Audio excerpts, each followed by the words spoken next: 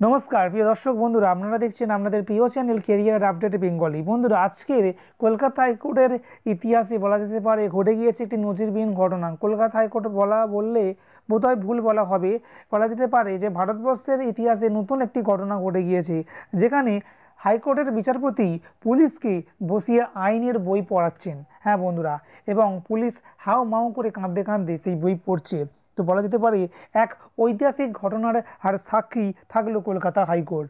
তো বন্ধুরা, আপনারা জানেন যে বিচারপতি অভিজিৎ গাঙ্গুলি এবং বিচারপতি যে সেন রয়েছে তাদের মধ্যে একটা দ্বন্দ্ব বেঁধেছে, যেটা নিয়ে বলা যেতে পারে ইতিমধ্যেই তোলপাড় হয়ে যাচ্ছে গোটা রাজ্য তথা দেশ। কারণ কি, এর যে আবাস সেটা সুপ্রিম কোর্টে গিয়ে পৌঁছে গিয়েছে এবং সুপ্রিম কোর্ট শেষ পর্যন্ত হস্তক্ষেপ করতে বাধ্য হয়েছেন।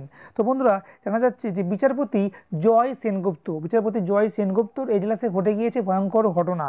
তো একটি এমন ধরনেরই কেস সামনে এসছে, যেখানে পুলিশ যে রয়েছে, তো সেই পুলিশ যে সমস্ত ধারা প্রয়োগ করা প্রয়োজন, তো সেই মামলায় সেই সমস্ত কোনো রকম ধারা প্রয়োগ করেনি এই পুলিশ। তারপরেই বলা যেতে পারে যে বিচারপতি প্রবলভাবে ক্ষেপে যান এবং পুলিশকে তিনি ভর্ৎসনা করেন। শেষ পর্যন্ত তিনি পুলিশকে আইনের বই খুলিয়ে একেবারে হাইকোর্টে বসিয়ে পড়িয়েছেন এবং পুলিশ বসে বসে সেই আইনের বই পড়তে বাধ্য হয়েছেন। হ্যাঁ বন্ধুরা, তো কলকাতা হাইকোর্টে কী ঘটনা ঘটেছে আজকের এই ভিডিওটির মাধ্যমে সম্পূর্ণ আপডেট দিয়ে দেবো বন্ধুরা। তো জানা যাচ্ছে শালিনী গুপ্ত নামে এক মহিলা বা এক গৃহবধূকে পুড়িয়ে মারা হয়। তার স্বামী পণের দাবিতে তাকে বেশ কিছুদিন ধরে অত্যাচার করছিলেন এবং শেষ পর্যন্ত তাকে পুড়িয়ে মারা হয়। জানা যাচ্ছে যে বাথরুমের দরজা ভেঙে তাকে বের করে এনে তার গায়ে তেল ঢেলে তাকে পুড়িয়ে মারা হয় বলে অভিযোগ আসছে।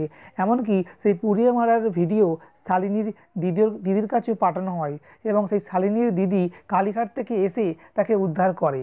তো ঘটনাটি ঘটেছে আর্মস্ট্রিট থানার অন্তর্গত ও তো কলকাতার একটি জায়গায় ঘটনাটি ঘটেছে। তো বন্ধুরা, জানা যাচ্ছে পুলিশ এই ক্ষেত্রে যে সমস্ত ধারা প্রয়োগ করা প্রয়োজন সেই সমস্ত কোনো ধারাই নাকি প্রয়োগ করেনি, মৃতার পরিবার থেকে অভিযোগ করা হচ্ছে। শুধুমাত্র তাই নয়, মৃতের পরিবার থেকে এটা অভিযোগ করা হচ্ছে যে কোনো রকম প্রমাণ, যে সমস্ত প্রমাণগুলো সবচেয়ে বেশি ইম্পর্টেন্ট, সেই সমস্ত কোনো প্রমাণই তদন্তের জন্য নিয়ে আসেনি পুলিশ। অর্থাৎ শালিনীর জামাকাপড় এবং যে সমস্ত সরঞ্জাম দিয়ে আগুন লাগানো হয়েছিল এবং বাথরুমের যে দরজা, সেই সমস্ত কোনো কিছুই পুলিশ নিয়ে আসেনি তদন্তের জন্য।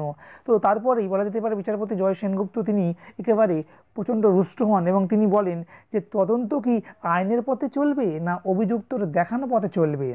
আর তারপরেই বলা যেতে পারে পুলিশকে তিনি প্রবলভাবে ভর্ৎসনা করেন এবং আইনের বই খুলিয়ে তাকে সেই কলকাতা হাইকোর্টের এর মধ্যে তার এজলাসে বসিয়ে সকলের সামনে সেই আইনের বই পড়াতে বাধ্য হন এবং আইনের কোন কোন ধারা প্রয়োগ করতে হয় সেটাও তিনি সেই বই থেকে তাকে একেবারে বুঝিয়ে দেন।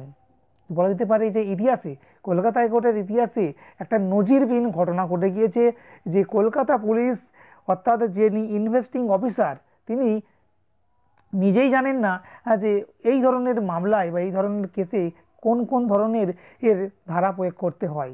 তো বন্ধুরা, সঙ্গে থাকুন, আরও আপডেট সবার আগে পেয়ে যাবেন এই চ্যানেলের মাধ্যমে।